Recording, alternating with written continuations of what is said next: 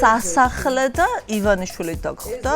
მითხრა რომ ყავასაც ვერ მოვადიღებინე ვერავის. მე დავინახე მაშინ რითი აჩერებდა რამდენიმე ადამიანს აი სისტემა რა მეთოდებით. გომელაური, რომელიც იყო მის დაცვის უფროსი, ანზორ ჩუბინძე, ღარიბაშვილი, რომელიც იყო მისი როგორც ასისტენტი. რა გაუძლებს ახლა ამათ?